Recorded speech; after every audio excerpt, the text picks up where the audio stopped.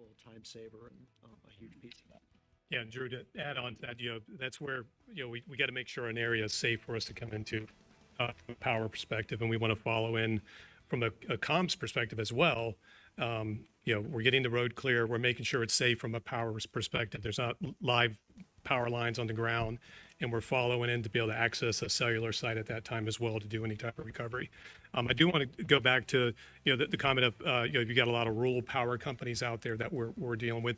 That's the same thing for the comm side too. We've got a lot of rural telco companies out there that that may not be equipped resource-wise to be able to respond to the devastation that we saw with Helena in rural areas of North Carolina or parts of Florida. The comment was made earlier, Florida. I will say we've gotten good at it. We've been hit a lot. Fortunately or unfortunately, we've had a lot of practice. So I think we've learned a lot from those, but being able to support the resources that have to come in, not only from a wireless perspective, from a power perspective, and then that third party rural telecom, being able to provide hotel housing, logistics on that front, being able to feed these folks and have a living quarters for them to be able to get some rest as they're pulling a 12-hour day out there trying to recover the network. So, I think those are some critical things that we need to look at, not maybe necessarily as an industry, but as across industries of how do we house some of the folks that are coming in. If we do it as telecom, how do we manage those resources to be able to help the smaller providers out there that don't have the resources out there to get that fiber replaced? That's impacting so many sites in a rural area. So you raise an interesting point, and I've always marveled at the electric industry has kind of that mutual aid arrangement, and we don't really see anything comparable in the communications. And we've often thought about, we have 850 providers. Is there something that we do? Now, some of it happens organically, like with Helene. I had co-ops coming from all over North Carolina and Tennessee to come in, and teams that were the finance department were doing their laundry every morning and cooking all of the breakfast and finding places for them to sleep in the warehouse. But the communication side does not have that established mutual aid kind of format that I've always thought would be really intriguing. I think, again, community-based providers tend to kind of come together and help their own. But I think something more formalized could ensure, to your point, Kevin, that, what are the resources? Helene, my company, my co-op Skyline was literally taking fiber and tying it into down bridges to create that connectivity. They were actually helping the electric co-ops splice the fiber because most electric co-ops actually outsource that task. So it was the telcos working with the electrics to kind of help them do some of the skills that they don't normally have in-house. But again, just thinking about that bigger picture, I think there's something there. Sure, and even before going back to blue skies, that's where we're trying to design the network. Where do we have that diverse routing? How do we get the fiber buried where it makes sense and it's cost effective, and being able to do the right thing in certain areas to make the network more resilient. I think all of us are trying to do that day in and day out and make the network more reliable. Coastal hardening, a huge project of taking sites that are on the coast that are prone for flooding, elevating those, getting them off the ground, making sure they do have the proper diversity when it comes to fiber. But going back to the access and the debris and everything that's in the road, I think that a part of the collaboration that we do need to look at is we had an example of this in Florida when Hurricane Ian hit down in Fort Myers, and the barrier islands out there. Many of the bridges to access those islands were destroyed, and we could not get out to those residents or people that decided to stay. But there were barges. And we, through EOCs and different communications through the different EOCs, hey, we have a barge going out there. All right, well, we can take a mobile asset and put it on that barge and get it out to the island so that we can start providing communications out at that island. So that's another part that I think we can do better at collaborating on what resources we have out there to get through areas that are impacted for access and working through those access issues. I will second that. That is one of our challenges with AM and FM infrastructure is we have towers on top of mountains or other places that can be difficult to get to in times of emergency. And we don't have a cohesive get in free card for our staff that we bring in. For example, with Helene, we brought people up from Atlanta. We brought people in from Charlotte.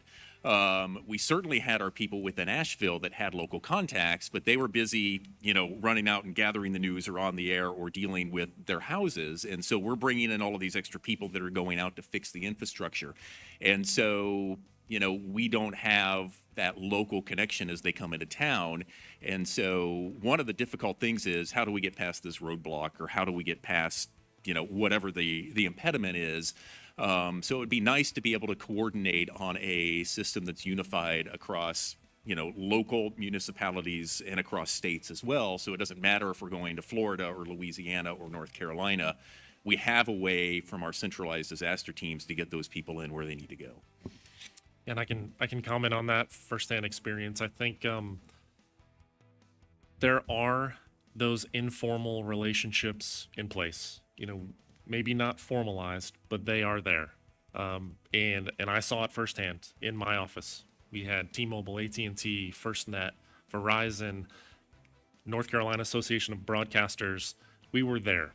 And I think it's important to understand that from our perspective, trying to figure out kind of how to go about this with something so massive, there is great need everywhere, and it seemed like all the time.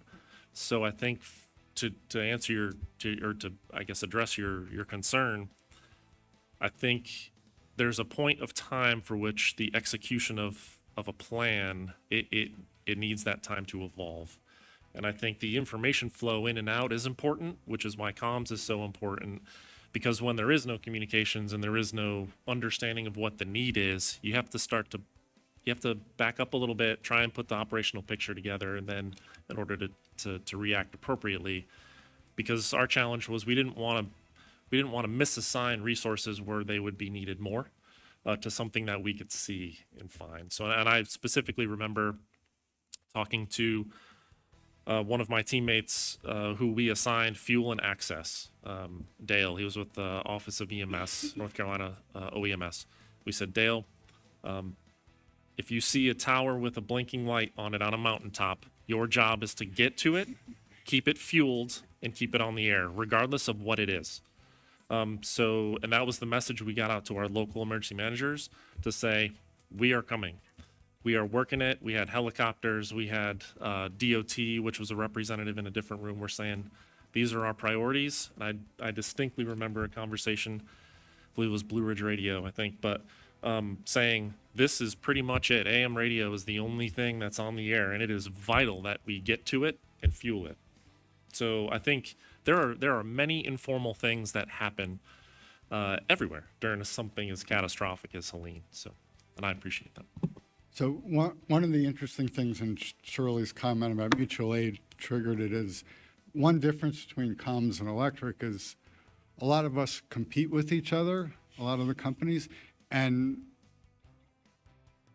I think when we're in the sort of disaster context, people are pretty good about putting that aside and working together. But I think every company has this instinct, particularly when we're talking about the details of our networks, is I don't really like to tell my competitors the details about my network. And so I think we've all sort of overcome that to a point. I think, mutual aid requires a lot of trust in people, and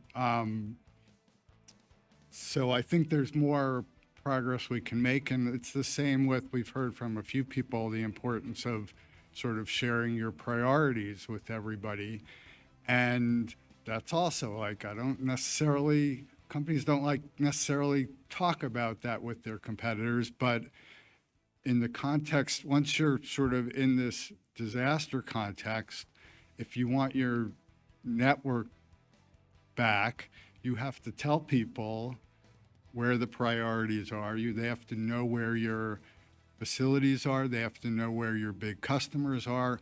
All that has to be sort of out on the table. And I think the companies do a pretty good job with it. We've been doing it long enough that we've built up the level of trust that that happens, but it shouldn't be unappreciated. Like, that's like a big deal that companies do that, because, you know, once we get outside the disaster context, like, you know, all of us have like many differences on many issues, but we like, the companies do a great job of sort of putting that to the side for the most part. Right, and from a public safety perspective, we look at it as, we don't care. We don't care about your competition. We care about getting the public served, and it's good to hear that that's starting to happen, because if we don't get the public's internet back up, we're in a wireless age, and if we don't get the access to the customers, it's the public safety that suffers. And so I totally agree with that part, and the trust has to be there. It has to be there that, okay, we're not going to use this against each other. We're not going to do this. We're going to go in and serve the public, and I think that's what this hearing is all about, and this roundtable is about, is working together to get all of us working.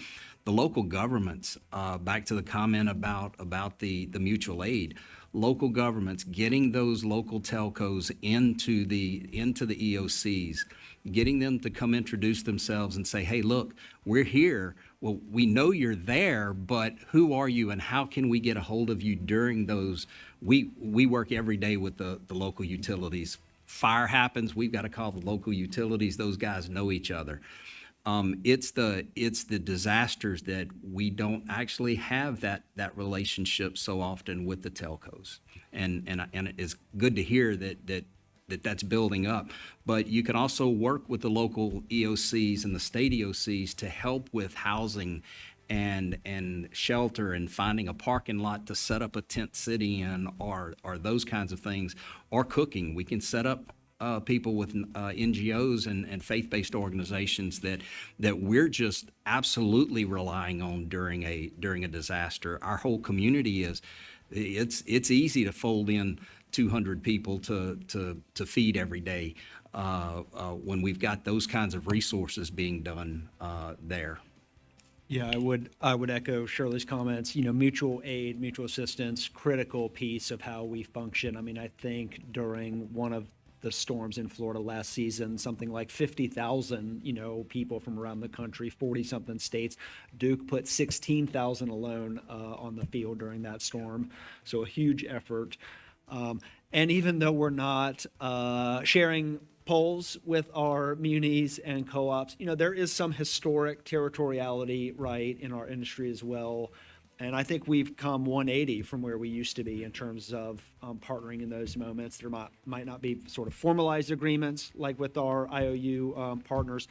And credit to I see some of them, our EEI, Edison Electric folks here for helping sort of build those relationships. But we respond down to, other competitor service territories all the time during these moments, absolutely.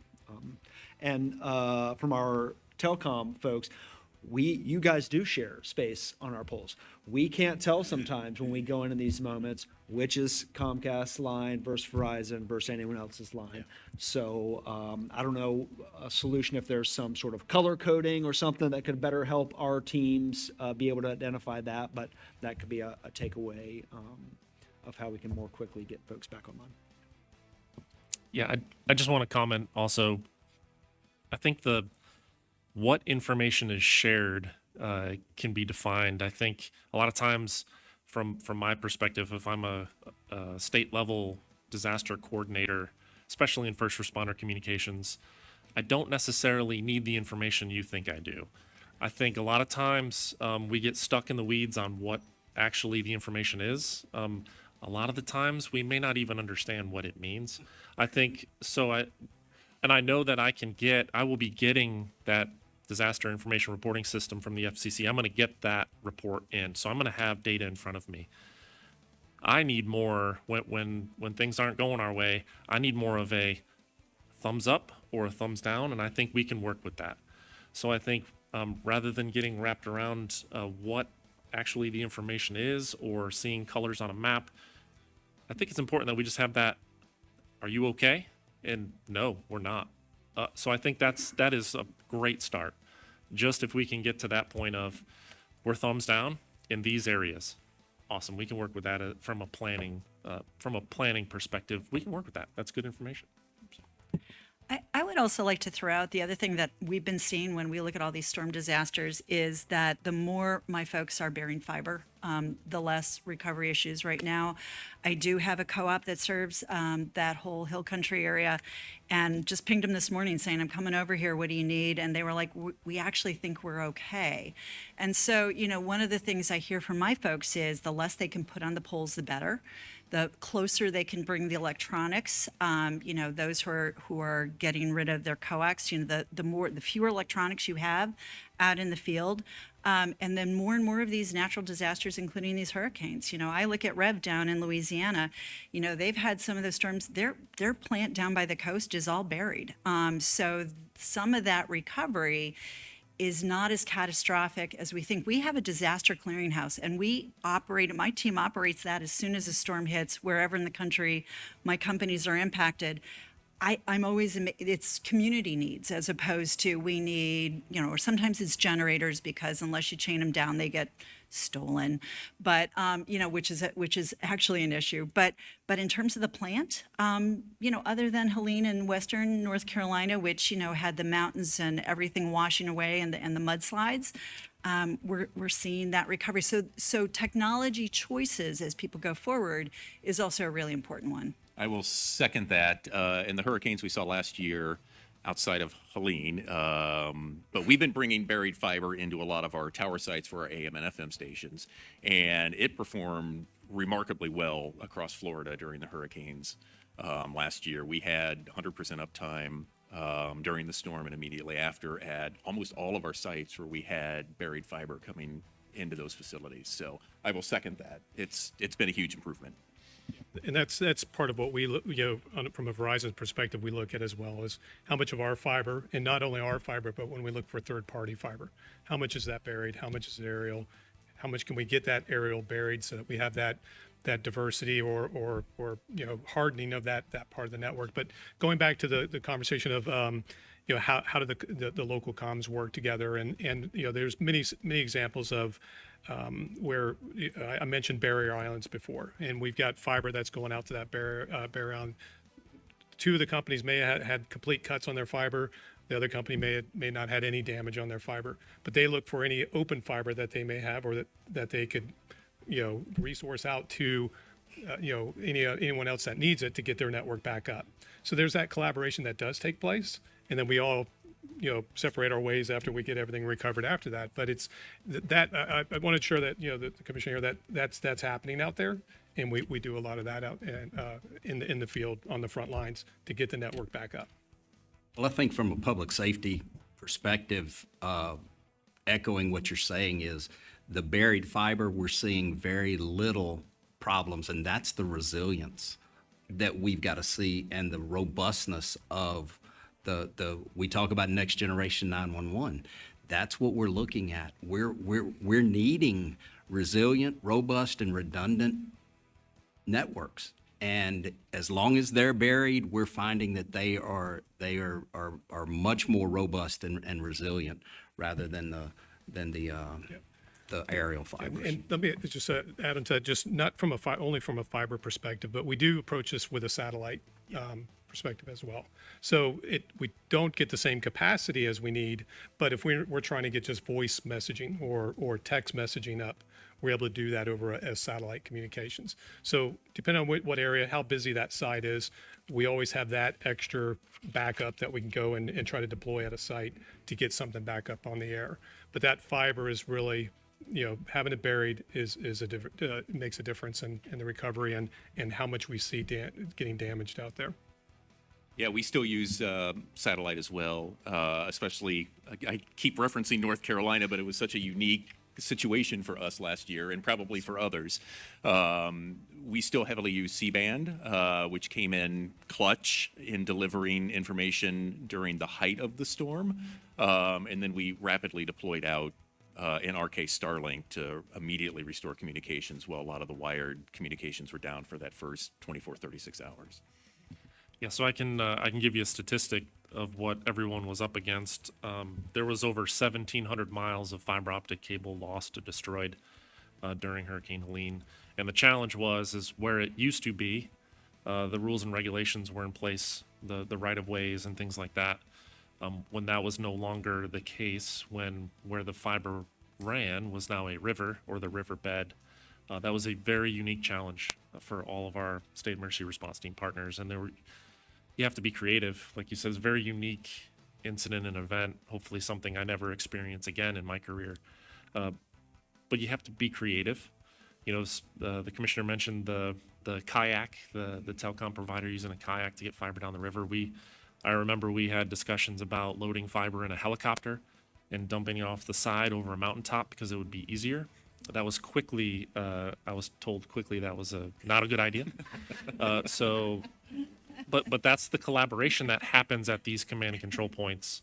Those ideas that are shared, those very unique situations that present us challenges. If we have the people around us that we trust and we're friends with, and we're not just meeting that day, those solutions come out. So I think and that is what you guys were up against. I would just continue on the infrastructure hardening. I mean, we've certainly seen improvements with that effort in our company. You know, metal poles for wood poles, things like that, low-hanging fruit. On the technology side, self-healing technology has shaved, I mean, hundreds of millions of minutes. We track it in the minutes from our outage. I mean, Milton alone was 200 million minutes less outages due to our hardening efforts. We lost only a quarter of the poles than we had previously. Undergrounding, it benefits certainly, but there's another side of that. I brought a picture actually of corrosion. This is the day after the storm when we dug our equipment up.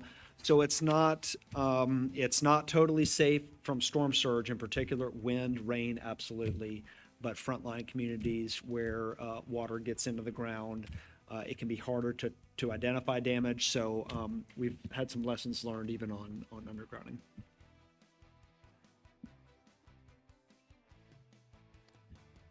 I don't have a question too. No, fair, and thank you all. I'm going to throw it to Greg just a little bit on this one, and it's simply, we've talked about relationships so far, you know, blue sky, bad day, and getting folks in. How did North Carolina handle engagement with industry during Helene, you know, in presence, phone calls? How did that propagate out? So my job as a statewide interoperability coordinator, it is my responsibility to build those relationships prior to my state having a bad day.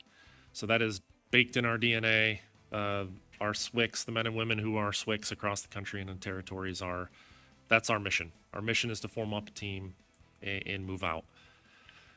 So we've been having bi-monthly team meetings since 2018. So a lot of the people that mobilized knew exactly what was happening. We did not have to introduce one another, and things just kind of fell in place. I think it was more of a care for each other. You know, the men and women of North Carolina's State Emergency Response Team, first responder communications folks, they poured their heart out, right? And they're not necessarily willing to do that if they're not invested in the mission. And I think you get that investment by doing the work up front as a statewide interoperability coordinator or an emergency support function 2 leader in a state or a territory. You have no other choice than to go after it, you know, aggressively with tenacity, because if you don't, it quickly overwhelms your capabilities, and it overwhelms your ability to go after something like Helene. And we learned that very fast, but we learned it all together. Which is vital, in my opinion, in the first responder community. So Greg, can I ask, what do you see like going forward? So I would think your lessons learned and Jack's and others are really important. like when you have those, bi-monthly or twice monthly meetings, whatever they are, do you invite like the power folks, the communication providers, so they all know you in advance, and you see that as part of your role? And do you see that happening across the country in other states? So we invite anyone who is willing to take 1 hour every other Wednesday afternoon. And that is from Association of Broadcasters, North Carolina. We have co-ops in our energy sector partner within North Carolina Emergency Management, that Emergency Support Function 12 lead. She is on those calls as well. So I see a pattern of evolution within our position as SWICs. I think more and more, we spoke about technology and the advancements of technology and our reliance on smart devices and energy to actually make decisions. So we're seeing this evolution of information sharing amongst the statewide interoperability coordinators to get the lessons learned out there. So if the state of California is learning a lesson today, Texas today, those lessons learned have to come out almost immediately. So, for example, during Hurricane Helene, we knew what was about to happen. So immediately we made the decision to get a partner, one of my counterparts from another part of the country. So my counterpart in Wisconsin deployed and rode right seat for me almost the entire time. So she was there just to take it in, learn, be that clear, be that little voice in your head, if you will. And gather up all that information just in case the state of Wisconsin had their bad day. So yes, that is happening, and we are really, as the SWIC community, we're stepping it up because the hazard is evolving and becoming more complex. And we're just talking about weather today. So there are other adversaries and things that we need to really be aware of, and we need to be one step ahead constantly. So. Yeah, I mean, I think that's a key point because, right, today we've only been talking hurricanes really, but these same people are dealing with wildfires, they're dealing with blizzards, they're dealing with, flash flooding, with derechos, with whatever it is. And so the exact response may vary based on what you're dealing with, but the sort of high level, we need everybody coming together on a regular basis all year round is the same. And there are some states who are sort of out front in this because they have more stuff they've been dealing with for a longer time. But you can see, like, no one's immune. There's no place that doesn't have disasters. And the lessons learned, it may not be when we in our cross-sector resiliency forum, we don't use best practices. We talk about successful practices because it's more of here's a thing we did in this place that worked. Let's get that out there, let people know about that, so that if something comes up in their state, they can say, well, let's try something like this. Let's fit it to who we have here in this state and their experience and organization. But spreading that sort of knowledge, I think, is going to be critical over the next few years, because we're starting to see, Louisiana, yes, they know hurricanes, but like last year or 2 years ago, you had wildfires, right? So that's like, who would have thought? And it turns out in California, there are people who have a lot of experience with that, who can be very helpful to the folks in Louisiana. And so sharing as much as possible across states and across experiences is really sort of the next phase that, like, everybody needs to kind of work on, so that, like, people are as prepared as possible wherever something happens.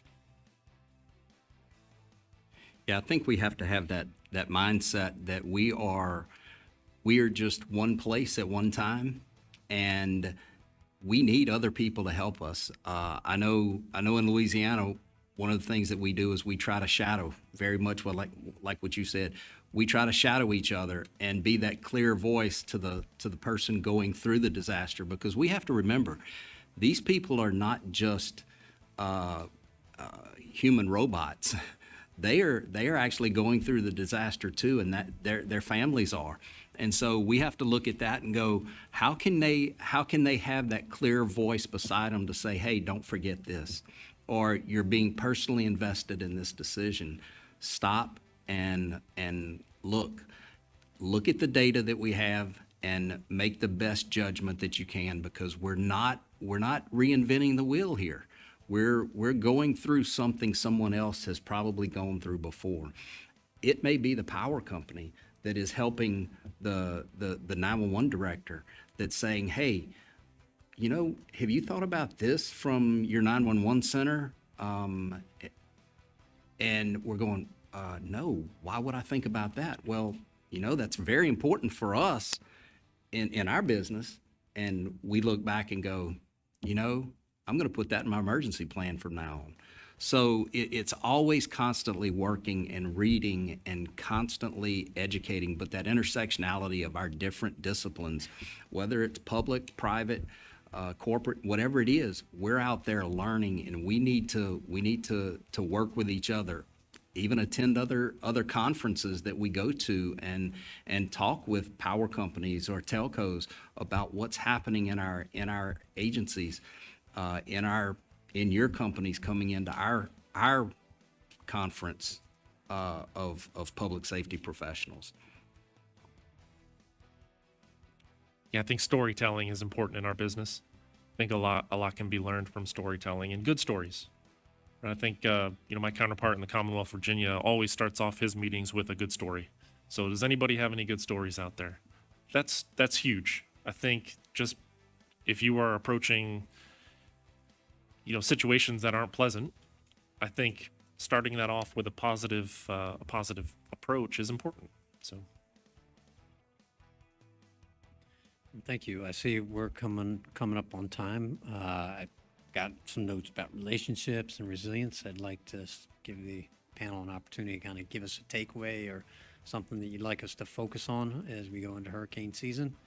And Jack, I'm just going to start and roll down the line with. I think what I'd like to end for me with is just communication, working together, talking during the blue skies, because when the black and gray skies come, we're heads down. There's other analogies there, but we're heads down, nose to the grindstone, and working hard. And that's what we're doing. And we need to have those relationships built ahead of time, working together and sharing. I think the term that I would use here is actionable intelligence, things that we can actually do at that particular time to make it better for the public. And that's what our job is every day, whether we're in public safety or we're in the power or telco or those companies, is working together, but having actionable intelligence to go out there and work on. Yeah, I would echo. I mean, there's no over communication. I don't think it's possible. So just continuing to improve year round, that collaboration. The other thing, just ongoing patience. Sometimes we're the victims of our own success in this space. You know, what used to be weeks of outages are now boiled down to, days or even hours. And sometimes folks forget that history and, oh my God, if you're a day late now, when's my power going to be back on? What's taking you guys so long? So these are still incredible catastrophes, right? We're seeing total infrastructure devastation being destroyed, having to do complete rebuilds, not restoration. So just still patience with us. One takeaway from my experience working in the power industry was under promise, over deliver. Set the expectations via that promise, as opposed to get my cell phone on. I want connectivity now. So we take that to heart to give the public and the people that are relying on that service an honest expectation, because there's a lot of things as we've discussed. Got to get teams in the field, got to get debris out of the way. You got to make sure that the temporary solutions that you put on the ground aren't broke, cut, run over, and then you lose them as you go along. So very much putting some realistic expectations and using broadcasts and others to help push that message and through the EOCs is a good start. I want to stay along that same talk track. I just personal experience that the multiple hurricanes that I've been through. That pre-planning is so important. That communications, knowing how I work with the state, that local or the federal EOCs that are out there. How do I work with the EOC with Duke Power and Duke Energy and being able to collaborate with them, taking advantages of the resources that we all bring to the table to get restore services, whether it's power or comms, for our first responders, for the search and rescue. That's always the first priority that we're looking for.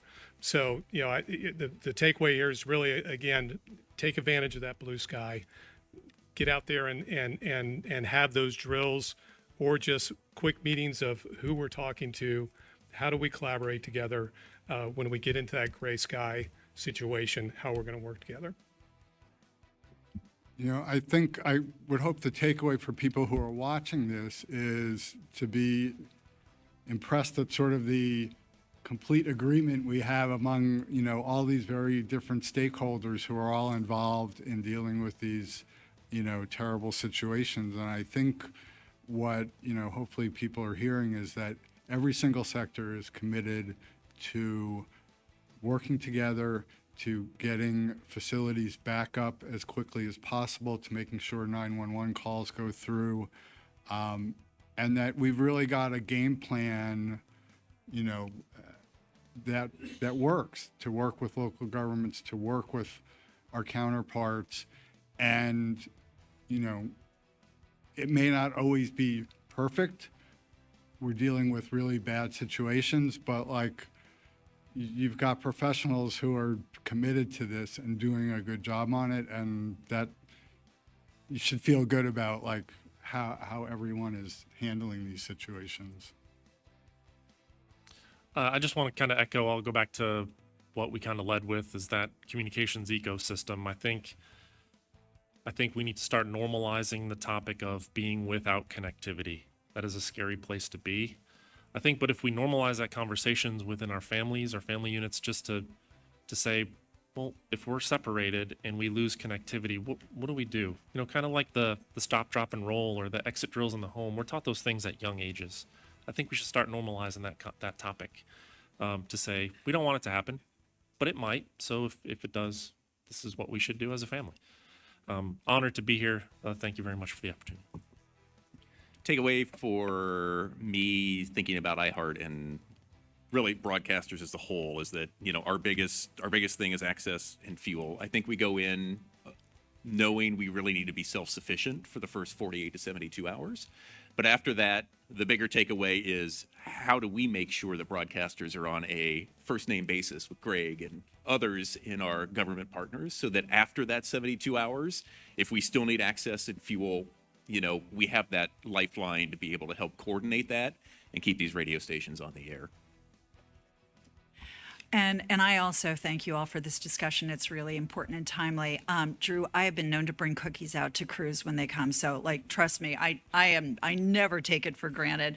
My takeaway, running a major trade association, I'm already thinking about how we can connect the dots. That's one of the things we do. And so I'm thinking as I'm looking at all of you in public safety, because it is so important. How do I make sure that my member companies are on the FEMA list? They're on the local public safety list. They're on the DHS list, FCC, the DERS, all of those things. How do I make sure that connection happens? So one of the things my team's already going to be like, oh my gosh, Shirley, stop it.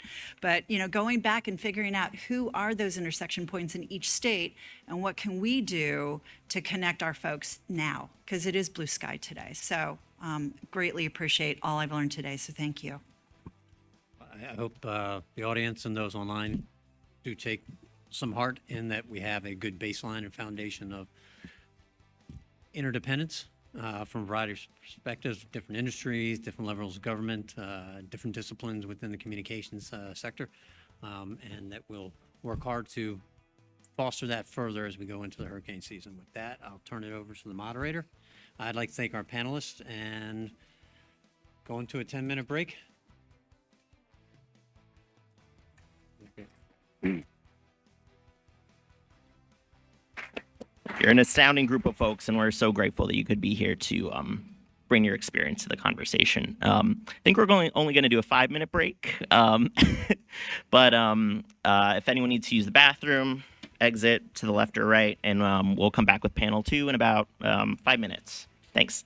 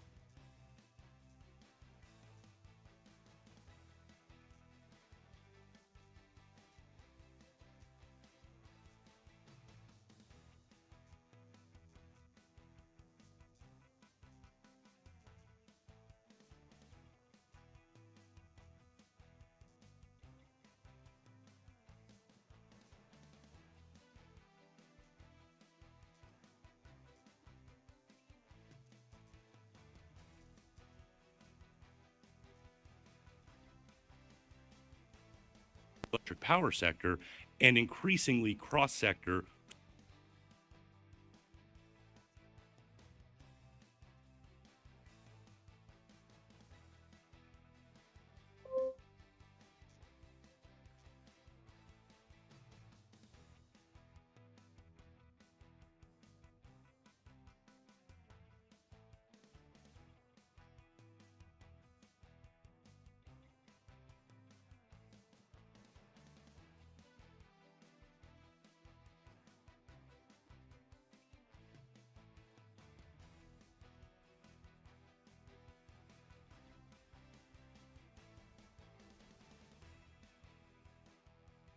Alrighty, everyone. 5 minutes goes way too fast, I know. But if we can start coming back to our seats, and then we'll get rolling.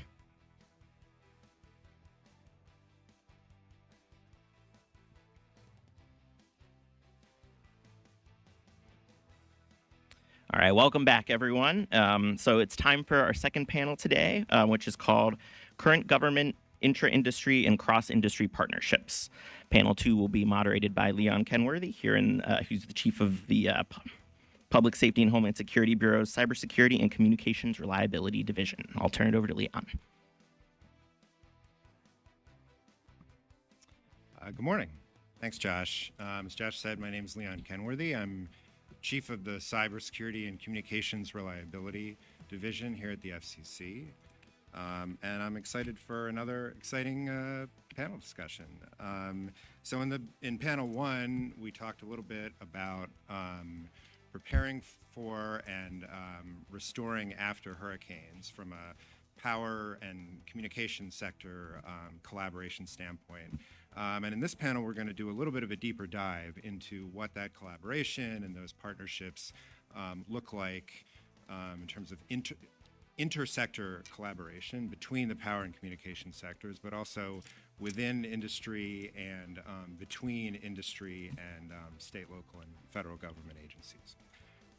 So I think rather than reading through everyone's biography, I'll take my cue from the last panel and ask each of you to take some time just to introduce yourself, talk about the organization you're representing, and a little bit about your relevant experience. Start with Scott.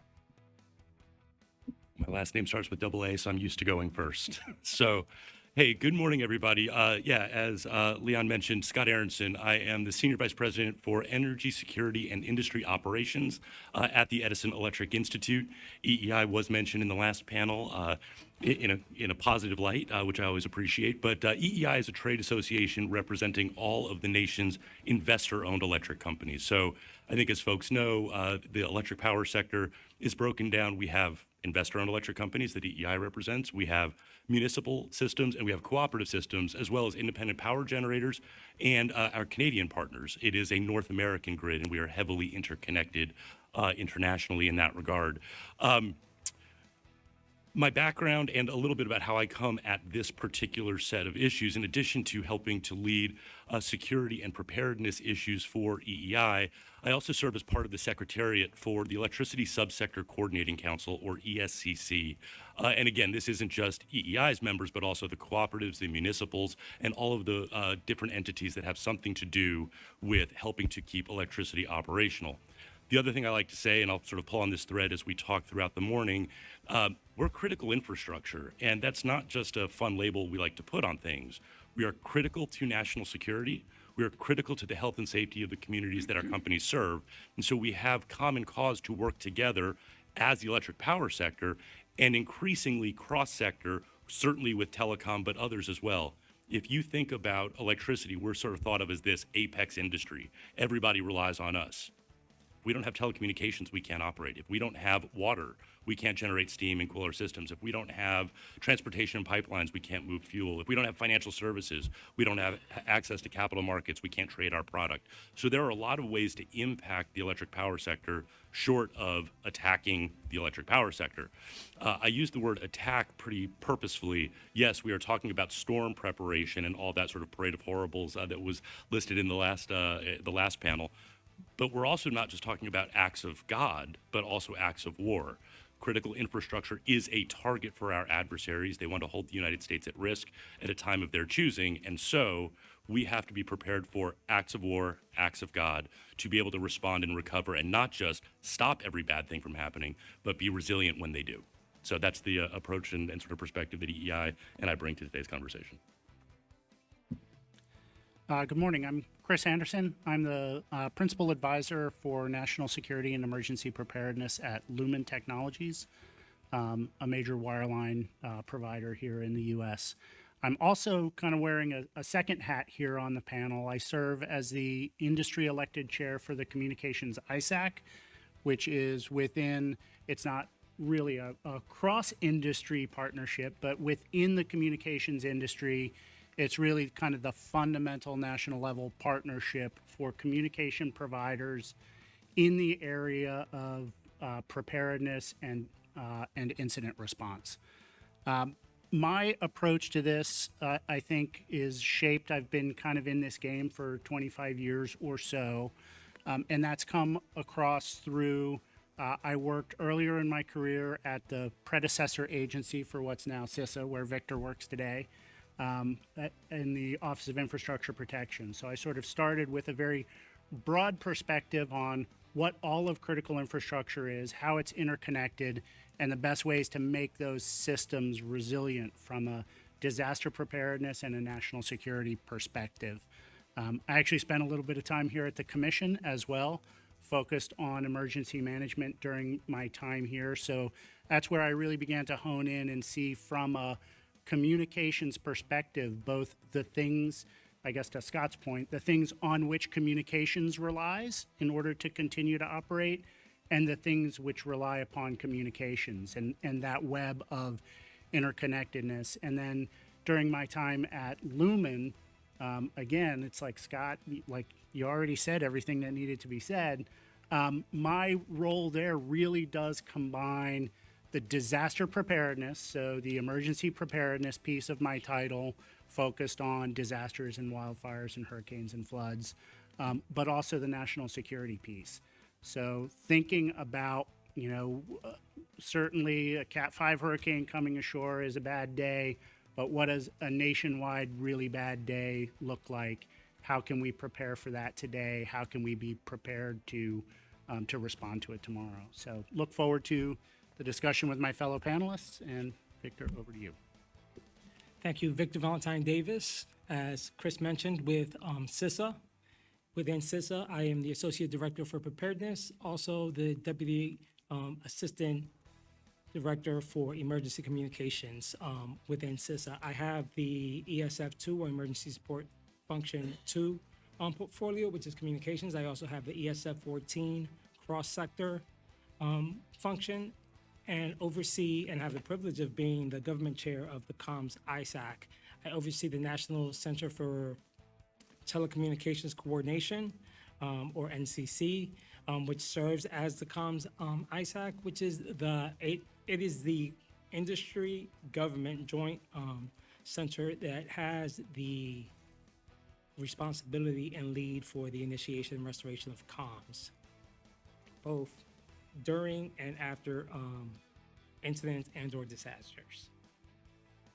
Over to you. Great. So Joe Vines, I'm the VP of Regulatory Affairs at Charters Communications. I'm also the industry elected vice chair of the Communication ISAC. I'll assume the chairman's role in January. Chris and I have traded that position back and forth a few times, which is great. I'm also the industry elected secretary of the National Council of ISAC. So I work closely with the other 25 ISACs across all 15 critical infrastructure sectors. And like Scott, I am also on the executive committee of our sector coordinating council, where we come together and work collaboratively as companies and do take on some operational issues that are associated with policies and so on and so forth. So it's a very good integration within our within our sector. So I have been in the industry, cable industry, for almost 42 years. Started very young. Over half of that time has been in technical operations and risk management roles. So I understand keenly the issues that we face during natural disasters and even man-made disasters for that matter. So I'm looking forward to the discussion, and I guess I'll turn it back to Leon. Thanks to everybody in the room. We also have two panelists joining remotely, so maybe I'll turn things over first to Sherry to introduce yourself.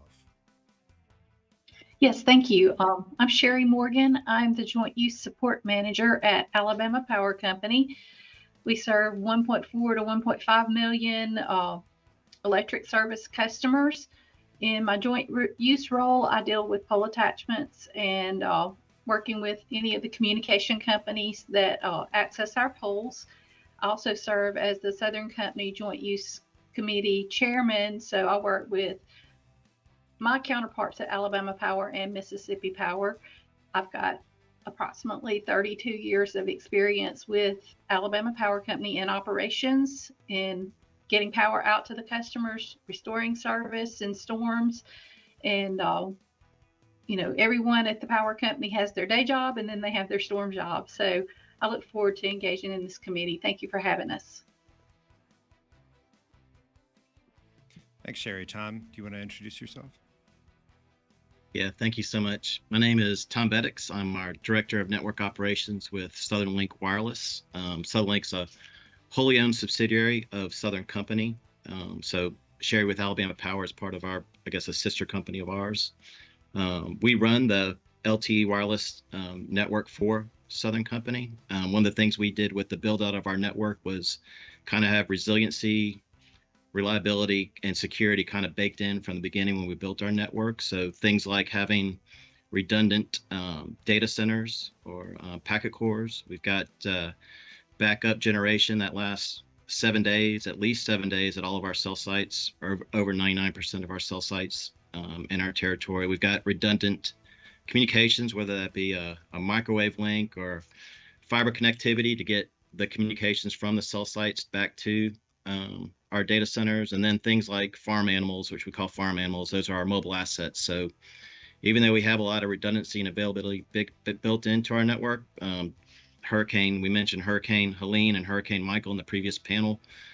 Those both hit our service territories. And so having mobile satellite, mobile generators, mobile cell sites that can be brought in to get communications back up quickly for our first responders and for our utilities is paramount. One of the things we do, and I'm sure we'll get into it, is work very closely with our utility partners as well as first responders, emergency management associations, not only during storms but also pre-storms, and making sure that communications is very smooth, because when things are in emergency status, you got to have those relationships and be ready to move forward and be transparent with each other. So look forward to our discussion today. Thanks, Tom. Well, maybe I'll kick things off with a question about what are some current examples of successful cross-sector partnerships between power and communications providers. And I'd like for this to be a conversation among the panelists, but maybe just for the sake of kicking things off, I'll turn this over to Victor, given your sort of bird's eye view over, from CISA of both industries. Thank you. So one of the relationships that I'll speak about is really the relationship between the ESFs, especially during a response. As I think everybody heard Greg mentioned earlier at the state level, there's a very good relationship between the ESF 12 power and the ESF 2. That's also something that you see at the national level. And one of the things that the ISAC, I think, does a very good job of is connecting not just the response or information that's going at the local level or down on the ground up to the national level, but also making sure that it opens up. And even though it is the comms, ISAC, it does a good job of during a response, making sure that there's a forum for everybody who needs to include our ESF-12 partners to come on and share information at the exact same time so that you don't have what you see at times, which is a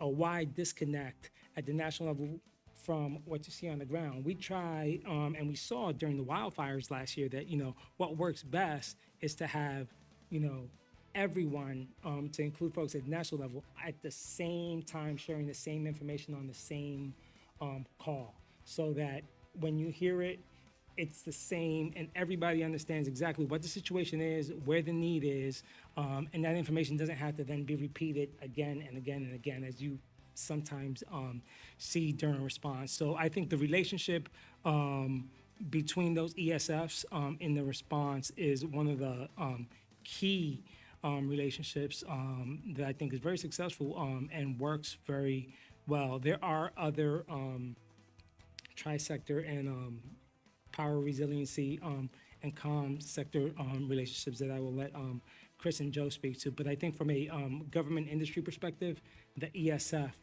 2 and 12 relationship with the comm ISAC supporting is one of the strongest and most successful. Scott, since we're hosting this at the FCC, I'll let the away team go first. And if you want to talk a little bit from the power sector perspective here. I appreciate that. You guys are good hosts. I agree completely with everything that Victor just said. And maybe let me pull on a couple of threads from there and then also from the previous panel. I think the emergency support function relationships are critical. And let me say something nice about our sector risk management agency in the power sector. We work really closely with the Department of Energy. And that Department of Energy relationship with the Department of Homeland Security, with FEMA through the ESF-12, ESF-2, and all the others has been incredibly valuable, back to what I said about cross-sector collaboration. Other successes, and Victor started to mention it, so there's the Cross-Sector Resiliency Forum, which is something that has grown up over the last few years, since 2020. Maybe one of the themes that I want to kind of highlight here is all of this is us as private industry getting better. So our sort of mantra in this is better today than we were yesterday, better tomorrow than we are today.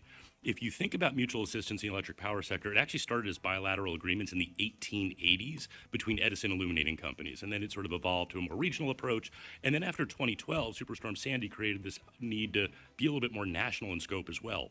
But giving authority to the smallest entity possible remains the most important thing.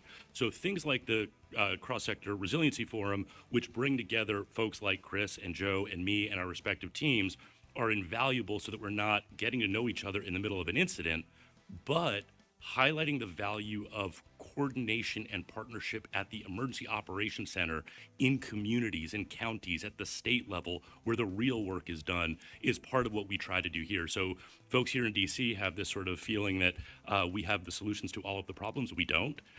And we don't have 3,000-mile long screwdrivers. So we really need our folks in the field to be working together. And so I think a lot of success between this sector as we've evolved our capability is because of relationships like the sector coordinating councils, like this emergency support functions, like the Cross-Sector Resiliency Forum, like the ISACs, like the Tri-Sector Working Group that brings together comms, electric, and finance, sort of the bedrock or foundation of society, so that we can be better today than we were yesterday and better tomorrow than we are today. So those are some of the successes that I would highlight of coordination that are happening right now.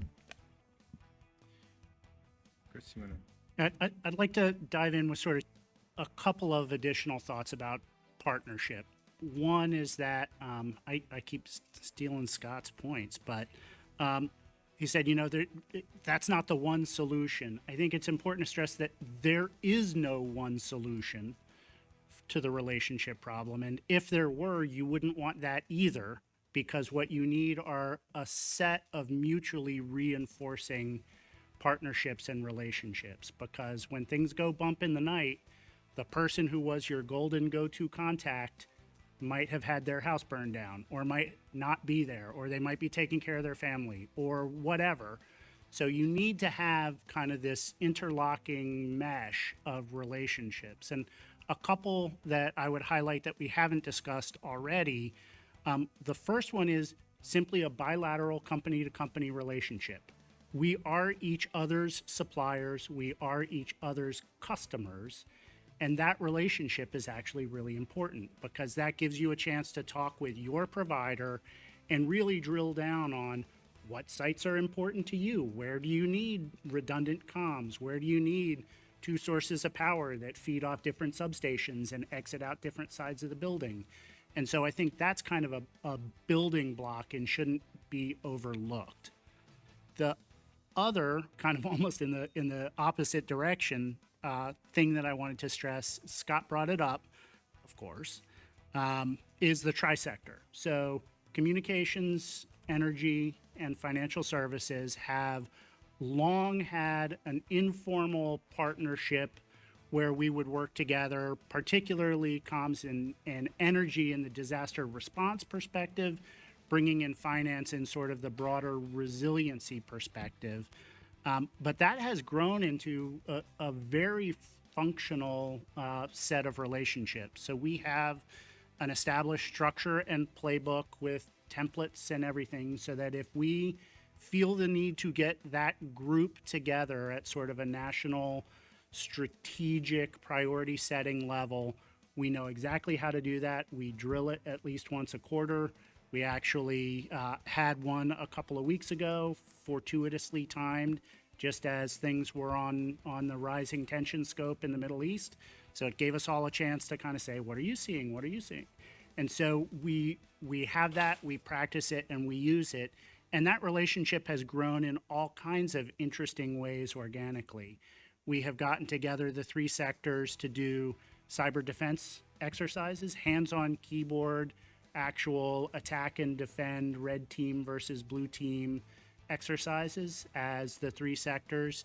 And we get together at sort of a more executive level to think about things like, how does the new national security memo on critical infrastructure security and resilience, how does that affect our relationship with each other, with our SRMAs? What are our key priorities? And so we really leverage that tri-sector relationship from fairly operational levels all the way up to sort of the national strategy perspectives. Oh, Leon, we've got a comment from Tom. Yeah, sure. Hey, I was just going to expand on what Chris was just saying in terms of some of the collaboration.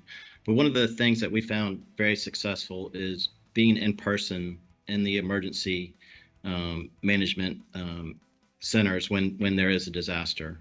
So having a representative in there that can communicate, where we have communications issues or outages and understanding where their priorities are is key.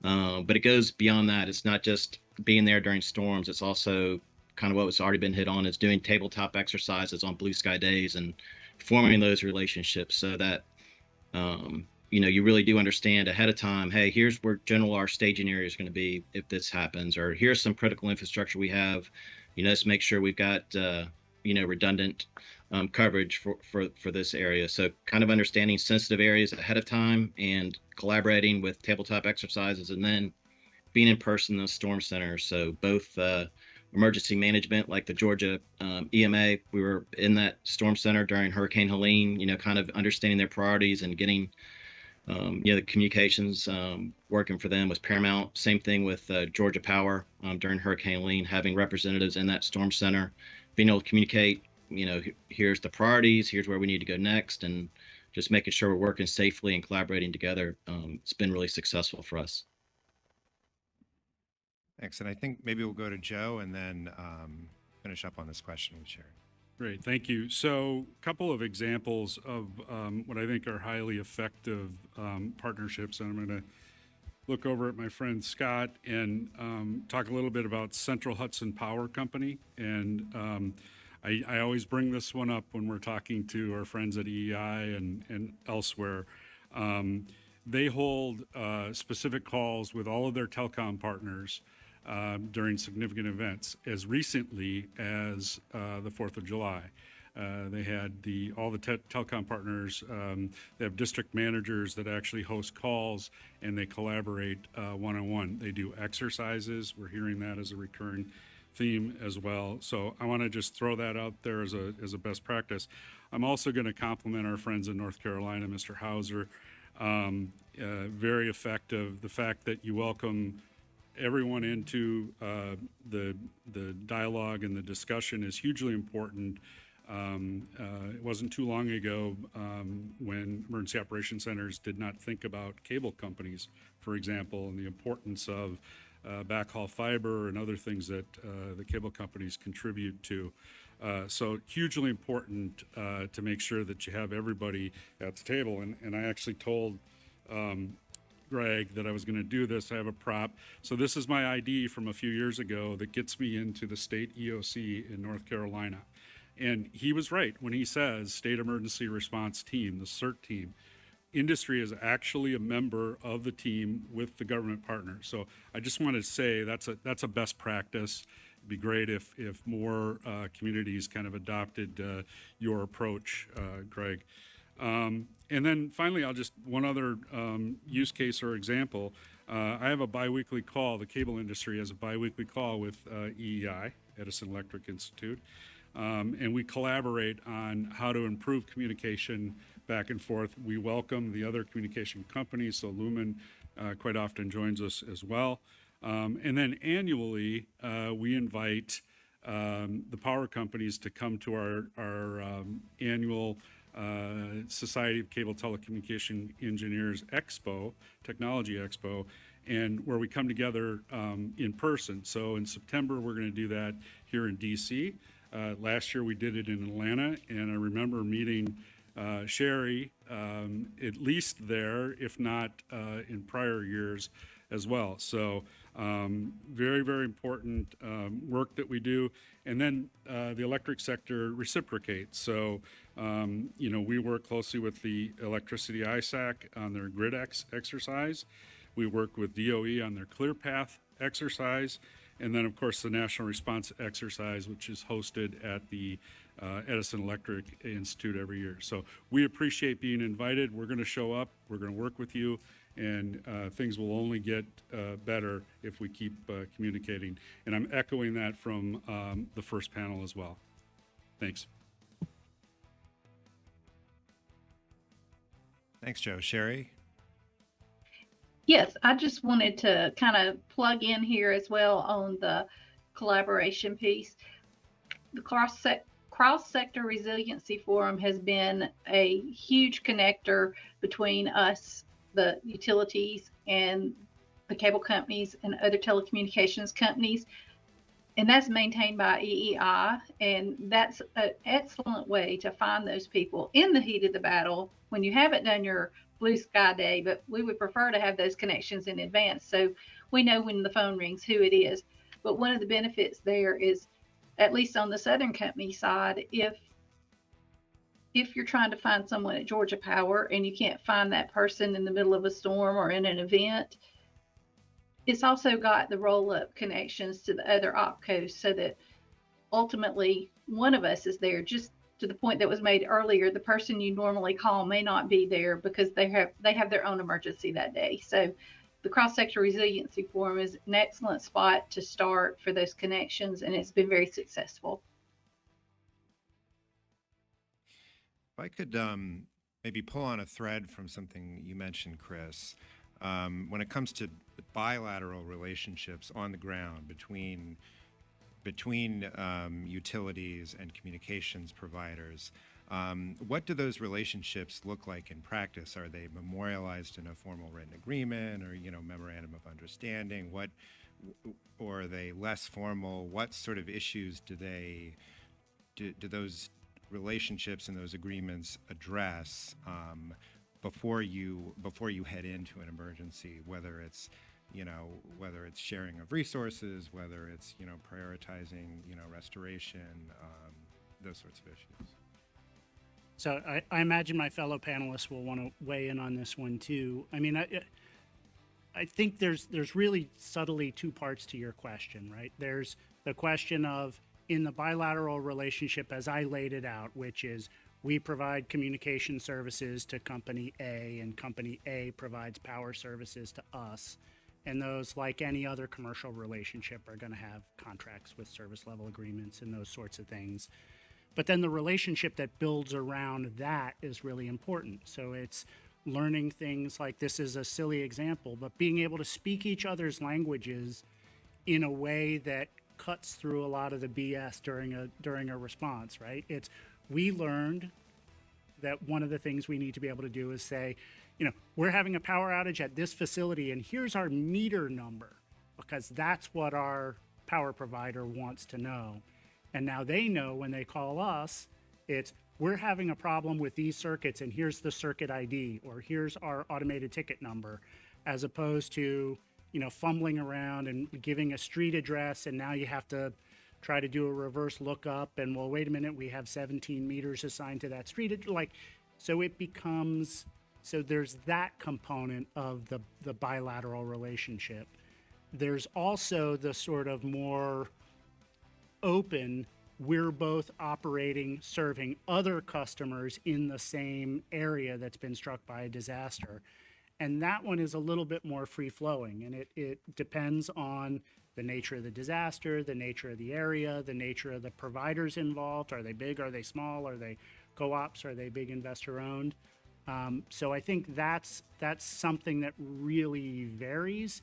And one of the things I think Greg, in his discussion of working with the other SWICs, is learning from, hey, we made it through the California wildfires and we learned a lot in that about how do we coordinate between comms and power, and making sure those lessons get at least taught nationwide. They may not be applicable because the structures are different, the government's different, the players are different, but you know, where you can find those little nuggets of, hey, we can take that idea, twist it 90 degrees and plug it in where we are and get some of the goodness out of it. I don't know if other panelists have thoughts on that. Yeah, I'm happy to just chime in on that. We failed to mention that the partnership that we have with CISA and DHS prior to that and DoD prior to that dates back to the mid-'80s. We come together every Monday morning at 9 a.m. and collaborate with each other and with our government partners. So that is hugely important and helps with a mutual understanding. We're starting to see more of the SWICs joining us on our Monday morning 9 a.m. call, which is fantastic because it provides more information at the local and state levels as well. Are these formal partnerships? There is a charter that we live by with the ComISAC, but a lot of them are informal, and that's fine. We don't need a written formal agreement to do this. It's worked very, very well for many decades, actually, in the comm sector in particular. And I like the idea that during incidences, we're also seeing power companies come on. Florida Light and Power is an example of one a few years ago. Duke Energy has been on our calls, so on and so forth. So very good, very helpful with the overall communication. Again, no formal agreement to do that. So maybe I'll just add on the power sector side. You know, it sounds a little bit, it doesn't sound tangible, right? We're just talking about relationships and a common language, but that's incredibly valuable. And, you know, for all the reasons that have been said, I just for sort of effect love to use both there's a General Eisenhower quote and a Mike Tyson quote that I juxtapose for fun. And you guys know what they are, right? It's plans are useless, but planning is everything. That was General Eisenhower. And everybody has a plan until they get punched in the mouth. That was Mike Tyson. And of course we're going to get punched in the mouth, but having those relationships before that happens is incredibly valuable. So again, to the points that both Chris and Joe have made, some of these are very formal relationships that have existed for a long time or kind of become more formal in recent years because of expectations from customers and communities and just for, the need of national security. Some of them are a little bit more ad hoc, but, I appreciate Joe mentioning Central Hudson. He just mentioned Florida Power and Light. We've talked about North Carolina and their experience with Helene and Milton. Certainly the Southern Company folks can talk in more detail. They've had more than their fair share of storms and do extraordinary coordination. Going back to some of the stories out of Katrina are some of the most impactful in how they worked with the sector and with the comm sector to get communications back up after that extraordinary event. I also think about the value of prioritization and of understanding criticality. I don't think there is a full appreciation still between the two sectors on this thing, substation, line, generating facility, control center, really matters. And this, you might think it matters, but it really doesn't. And I think we have the same sort of challenge on the comm side. Wait, that really matters? I didn't know that. So again, having people in the field at emergency operations centers working together in blue sky days to be able to understand that level of criticality and prioritization helps us when the bad day comes.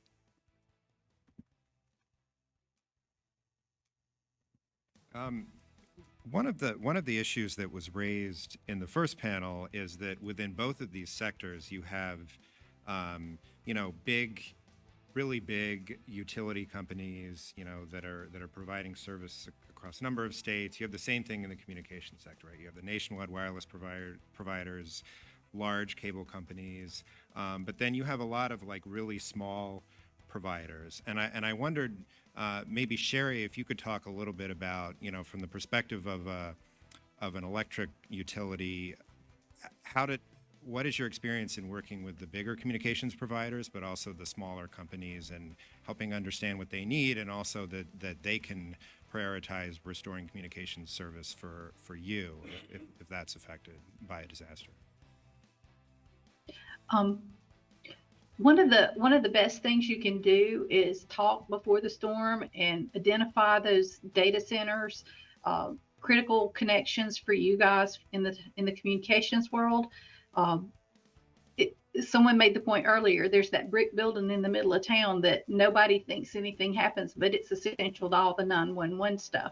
So understanding those locations, and that truly, because in a big storm, one person can't house all that information. That's going to be a lot of local knowledge, local communications. It's the person who runs that operations for the telecommunications company, knowing who their counterpart is at the power company, whoever that utility is. So when the phone rings, you understand that it's an important call. And I think it was Zeta, we received calls from various communications companies where 911 back call had been interrupted because of an outage, and there was also a data center outage. Having that common language of here's my meter number makes all the difference in us knowing exactly what's going on, and then those corporate relationships can kick in and help the local people. So there's a lot of knowing who to call, and it is a lot of one-on-one local relationship building as well. Thanks. And I think, one of the reasons we wanted to have you, Sherry, and Tom on this panel is because you have this somewhat unique situation where you're both part of the same corporate parent, providing both power and communication services. I wonder, Tom, if you could talk a little bit about how that works for Southern Link, because I know you cover a lot of the same area that is also covered by the power companies that are owned by Southern Company, and how that process of working together to remediate issues looks in practice. Yeah, I'd say, thank you, Leon. It really works in two different areas. One is kind of pre-storm, having at least biannual meetings with our storm centers at Mississippi Power, Alabama Power, Georgia Power. So we've got strong relationships with them. We're included in all the tabletop exercises. So we just had a cybersecurity and storm exercise we went through. and just making sure that, like you said, talking the same language, because telecommunications is definitely different than the utility speak. And so knowing how to communicate and prioritize, ahead of time is good. We really work on ahead of time in terms of the staging areas. So we know where Alabama Power, Georgia Power, Mississippi Power, where their staging areas are. So we, check our communications to those. We know if there's a disaster hitting the Gulf Coast, we know where, folks are going to be staged, and just making sure we've got extra redundancy at those areas so that they can communicate when they have masses of people in an area.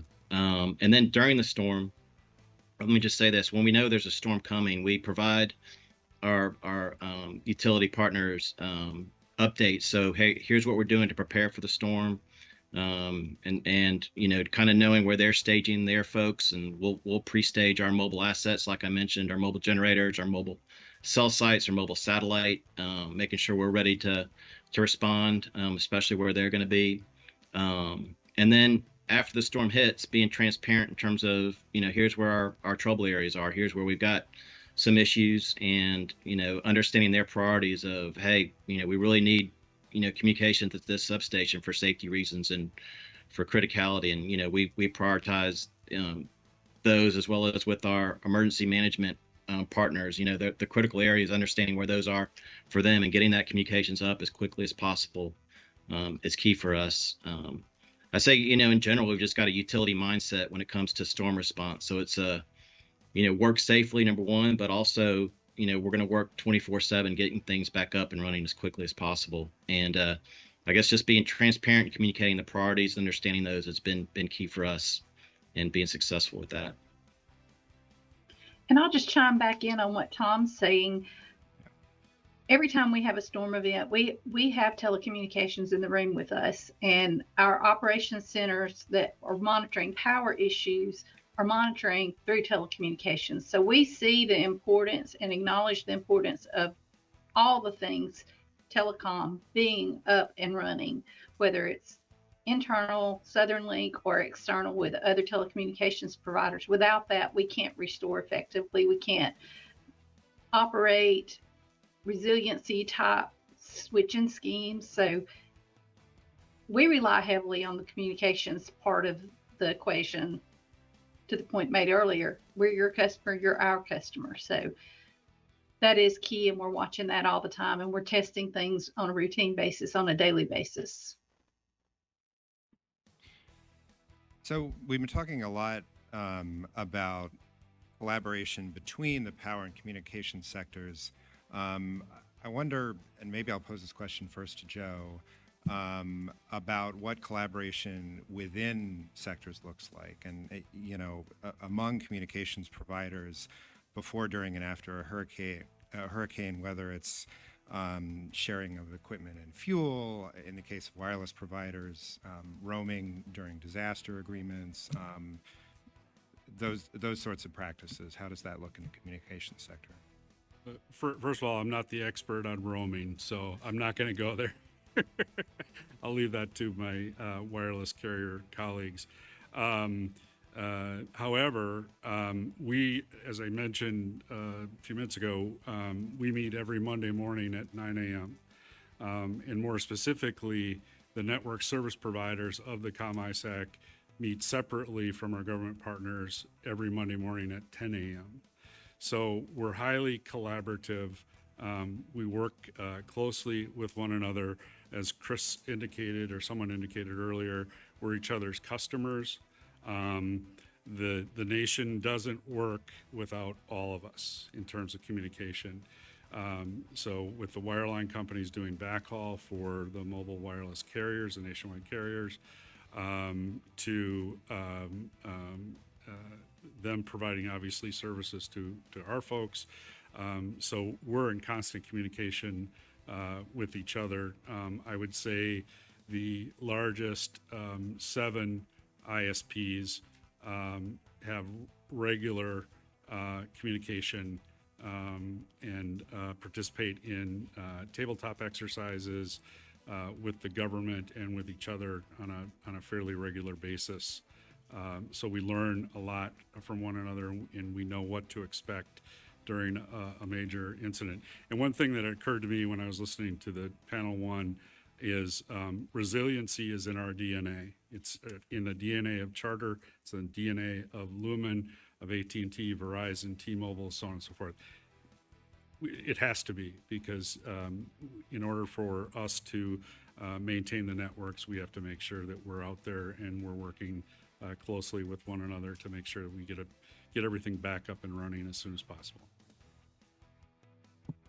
And so when you're actually in the midst of a storm, I mean, is there mutual aid that happens among those companies or with other communications providers? So informally, yes. I would say if a particular, I mean, there are numerous instances where a generator has been loaned from one company to the other. There's been issues where fuel, say Charter has fuel and AT&T doesn't, or another company. Yes, we've done that. We will do that. We recognize that. We're all interconnected, so it's in everybody's best interest to help one another during the event, before the event, and after the event, learn from the events as well.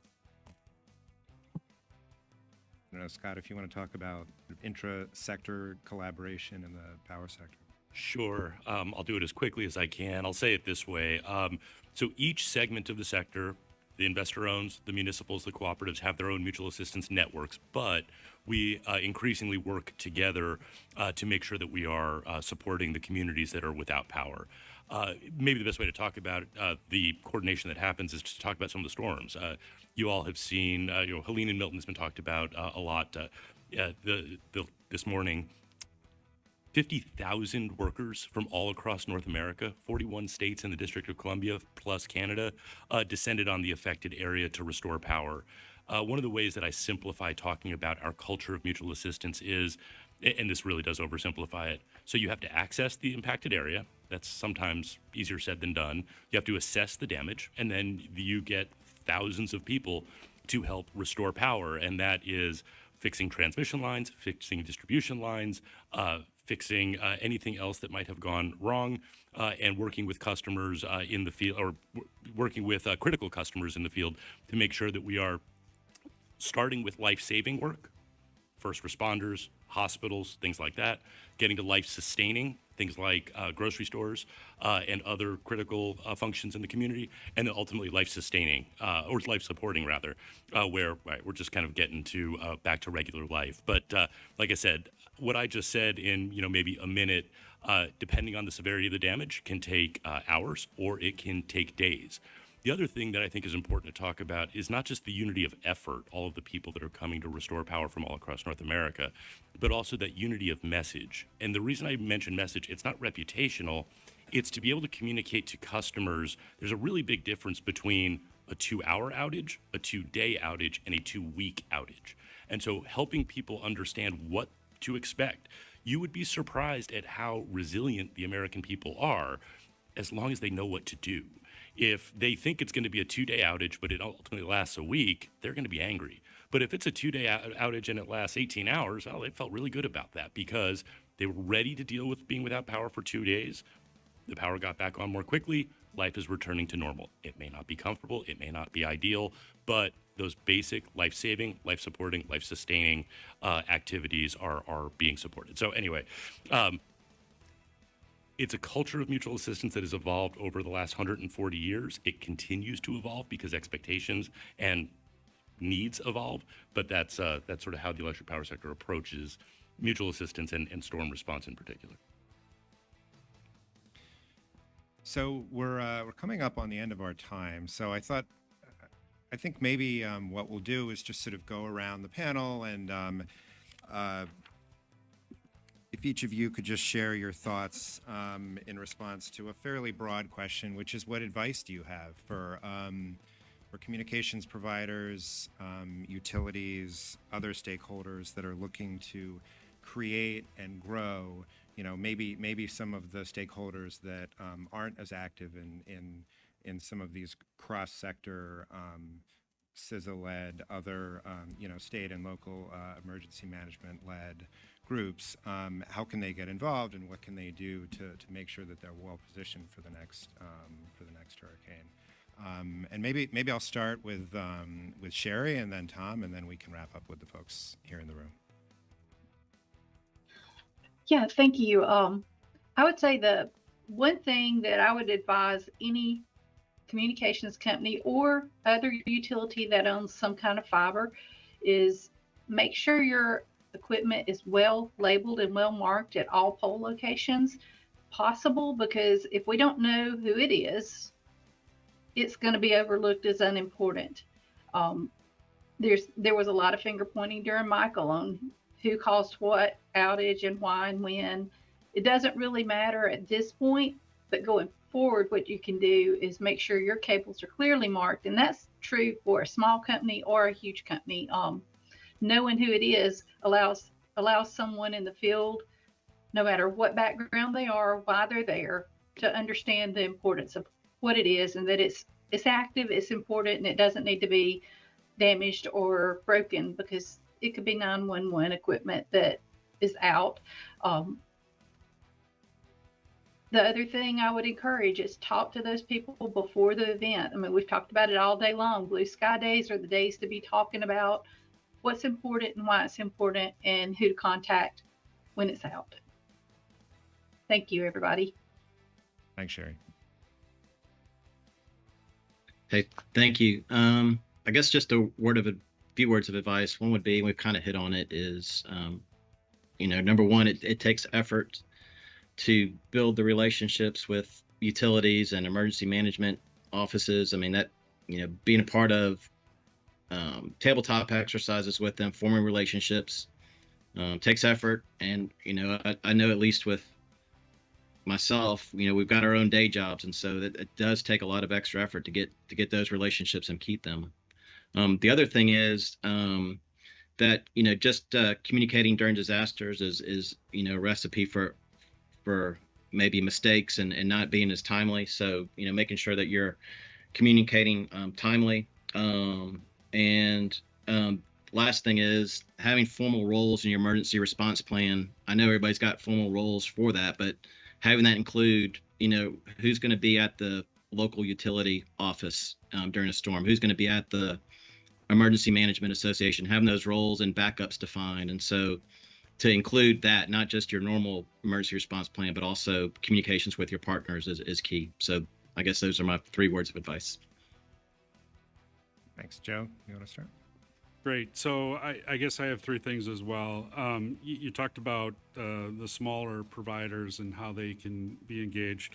One of the things that we do with the Communication ISAC is all of the major trade associations, including ACA Connects, NTCA, we had their CEO on the panel this morning, NCTA, US Telecom, CTIA, they're all members of the Communication ISAC. So that's a conduit for the smaller providers.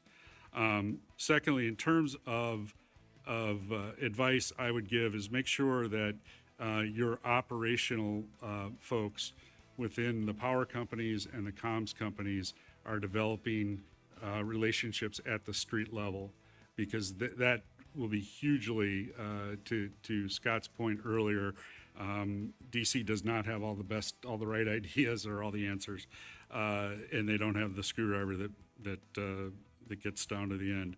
So totally agree with that, and making sure you have the right people with the right skill sets involved in those discussions. And I had a 3rd one, but I lost it, so I'm going to let it go. Thanks. Thank you. First recommendation, if you're not a member of the Comms ISAC, join the Comms ISAC. Make sure that you're on those calls, building those relationships, making sure that you're attending the ESF2 spring training that gets put on every year. That includes comms industry partners as well as government partners and communicators from all across the country and all levels of government, to include the SWICs, specifically talking about how to respond. If you haven't already done so, I also recommend that everybody goes and does PACE planning, right? So that you've planned for primary communications, alternate means of communications, contingency, and emergencies. As you heard from a state SWIC here earlier, you have to plan for not having communications or standard comms. If you don't already have shares, make sure that you have a form of HF radio, something that's really, resilient and you can likely use when regular comms are out. And then other than that, just, the exercise and planning. Can't hit that enough. Make sure that you're exercising, realistically exercising, so that when time comes, it isn't the first time that you're doing something. So I just have one, seeing the red light that's blinking over there, that we're a little over time. We've heard a lot. I think every member of every panel so far has used the phrase blue sky, and the FEMA version is meet over coffee, not over crisis. I would just add a corollary to that, which is it's tempting to do that outreach, update your contact lists, and say, "Yep, relationships outreach done. That's crossed off my to-do list." But you are never done. It constantly needs to be refreshed. You need to get that new phone number. You need to get that new person in the office. You need to find the person who left. You need to have that sustained effort in order to not just establish, but to maintain your critical relationships. So last and least, I will say, first of all, I echo everything that has just been said. The industry-government coordination is invaluable. The trades and the ISACs and the sector coordinating councils as force multipliers, the importance of doing things in blue sky days, don't waste a crisis. The other thing I would say, and this is kind of where I'll leave it, is this is an evolution. I mentioned going back to the 1880s and sort of how we did mutual assistance then, and certainly the system has evolved and so have the threats. From basically the 1940s till 2012, we did it one way, and in the last 10, 15 years, it's evolved beyond that because expectations are evolving, because the threats are evolving, because extreme weather is becoming more severe and more frequent, and because people are more reliant on the services that we all provide. So I think understanding that we are still, believe it or not, in early days of how we can continue to get better from a critical infrastructure partnership perspective is just worth saying. Industry to industry, industry to government, a lot of appreciation for people like Victor, and in EEI's case and the electric power sector's case, our sector risk management in the Department of Energy.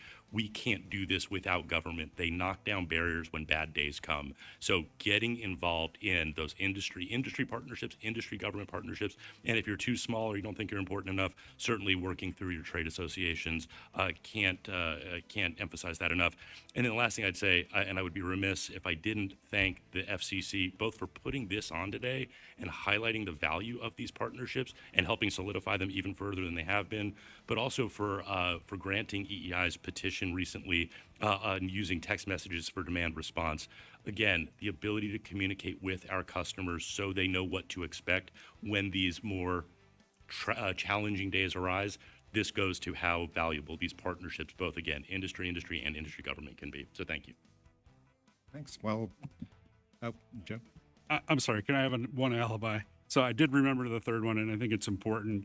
When we're in an emergency operations center, highly critical, highly important to put ESF2 comms and ESF12 together. That was my third one, and I just want to make a pitch for that hugely important to be able to have those two talking with one another, and not depending on, the telephone game, if you will, relaying information. And I'll also thank the FCC for having this.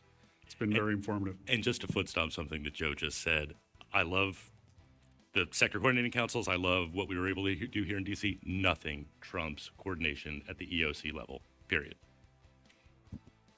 Thanks to all our panelists. I can't think of a better note to end this on than appreciation for the FCC. So thanks, everybody. I'll turn things back to our MC.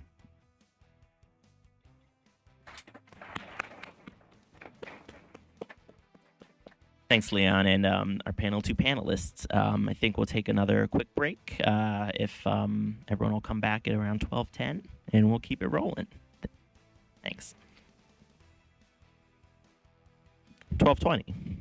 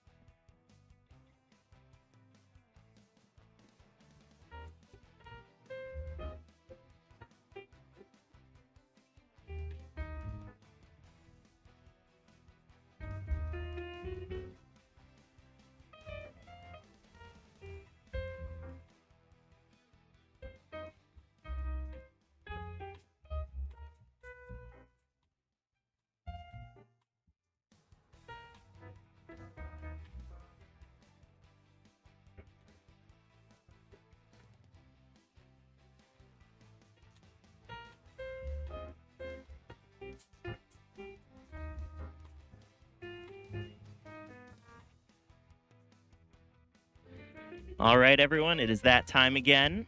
If you could take your seats, and I'll invite the panelists to come on up, and we'll get started.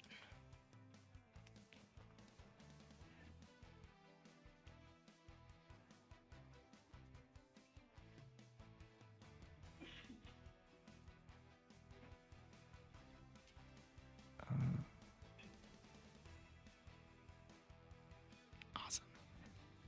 All righty, so I'm going to turn it over to George Donato to introduce the third panel. Thanks, everyone. Good afternoon, everyone. So first of all, this has been an amazing conversation that we've had in the first two panels. The first one, we've discussed the challenges that each industry faces in responding to and recovering from the outages after a hurricane. In the second panel, we delved into how different stakeholders are sharing resources and are working together to solve all these issues that they face, joint issues that they face. This panel is looking into the future, and we will be examining best practices, limitations, and ways power and communication sectors can learn from each other. And we're going to break this panel down into two sections. The first one will be for the preparation phase, and the second one will be for the recovery phase. So with us today, we have, I'm going to break tradition here, and I'm going to read the bios so we can save some voice here. But so we have Dennison Coomer, who serves as a statewide ESF2 communications lead for South Carolina and oversees the public safety and emergency communications section within the Department of Administration, with over 20 years of experience in first responder communications, RF engineering, disaster operations, and interoperability. Dennison is a recognized leader in emergency communication planning and response. He's a former radio technician. Dennison now manages statewide interoperability initiatives, training programs, and communications resilience.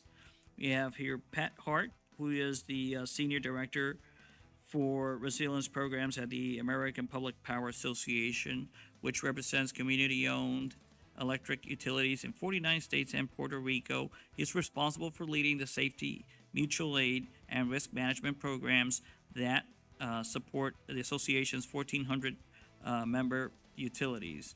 Prior to joining APPA in 2023, Pat held senior positions at FEMA, the Department of Homeland Security, the Department of Energy, and Edison Electric Institute, and the Analysis and Resilience Center.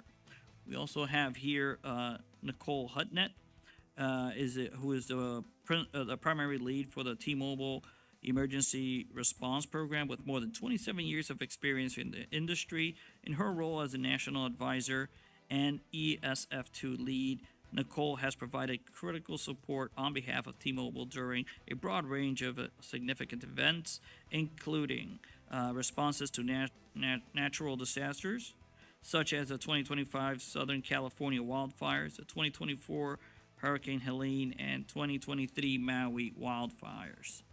In addition, she has supported several national special security events such as NATO, presidential inaugurations, the Republican and Democratic national conventions, and other special events such as the Super Bowl. With us today, we have Roger Lord, who is the statewide interoperability coordinator for the Florida Division of Emergency Management. Roger has worked for the Division of Emergency Management since 2019. His first event was Hurricane Dorian and included 2 out-of-state deployments. He serves as co-lead for ESF2 and manages tactical public safety response. With us today as well is Jeff Strassner, who is an engineer and vice president of distribution region operations for AEP Texas, located in Corpus Christi. He has been with the company for 42 years and lived along the Texas Gulf Coast for most of his career. He's been involved in several hurricane restoration efforts, including Hurricane Harvey in 2017 and Hurricane Beryl in 2024.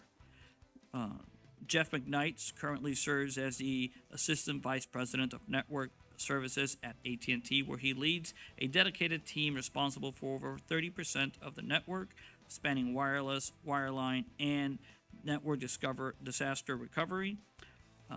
His team works to ensure the network remains robust and resilient, including overseeing AT&T's recovery asset portfolio. With 14 years at AT&T, Jeff's experience includes leading automation teams, driving network transformation, managing data centers, and overseeing AT&T's energy budget. With us today is also Kathleen Thompson, who is a Vice President, Regulatory and Legal Affairs at U.S. Telecom, the Broadband Association.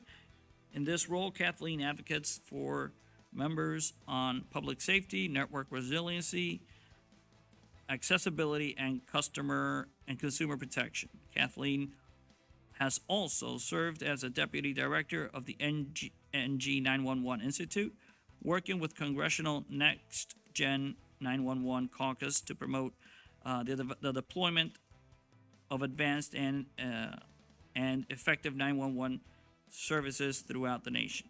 So what a great panel we have here today.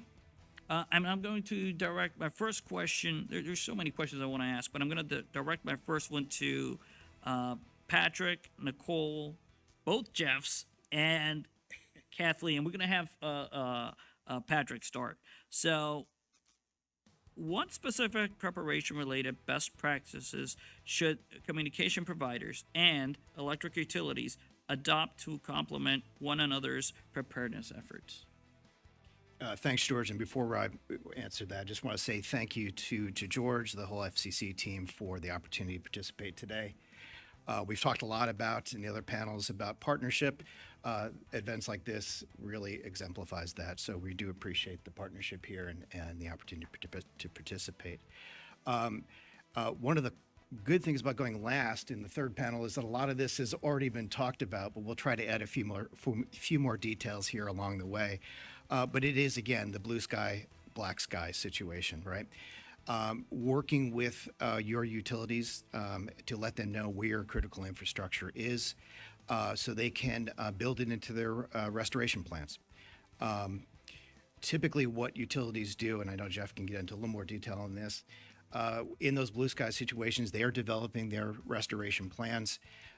They're looking at what needs to be restored first.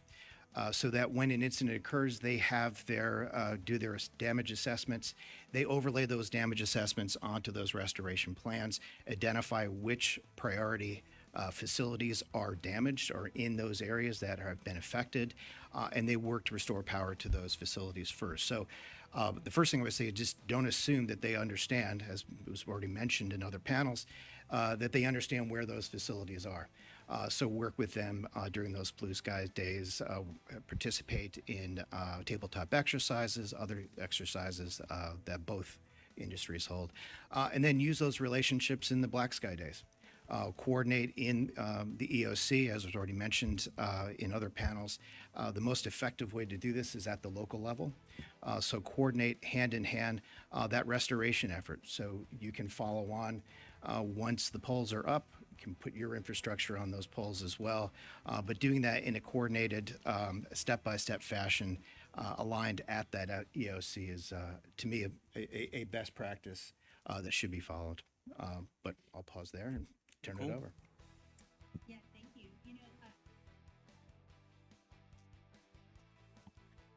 There we go. All right, good morning. Thank you again for the opportunity to be here today and highlighting the critical role that we all play in serving our communities together. Really, it takes a public-private partnership in taking care of these communities. Power and communications, in particular, addressing that question on best practices and how we can best work together. Power can greatly impact communications, and reciprocally, you need communications to be able to coordinate power restoration efforts. So it's essential that we're working together ahead of time.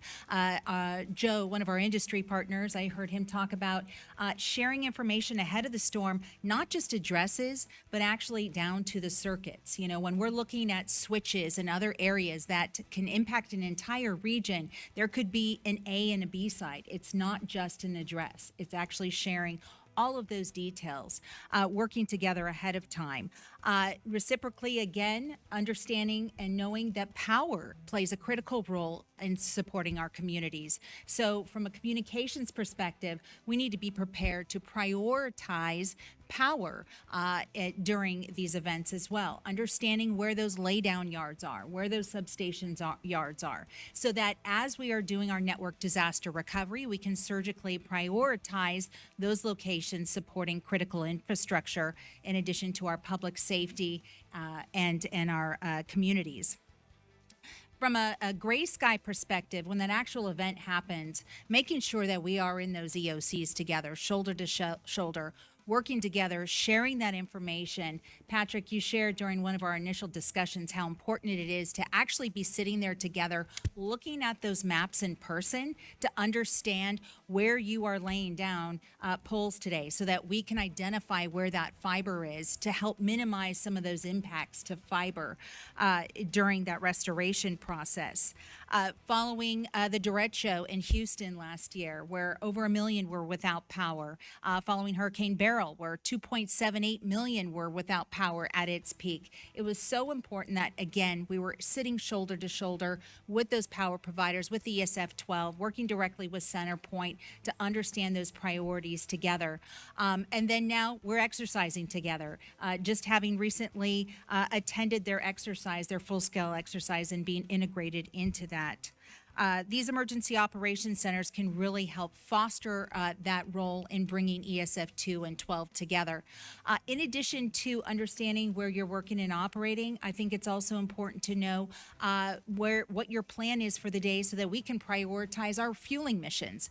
Hurricane Helene alone, we had over 800 generators that were in operation. You can understand the massive refueling efforts that this was. So instead of focusing our efforts in this area, that power may be restored in the next few hours, we could be focusing our efforts into this area. So again, that information share really helps us together be able to serve our communities better.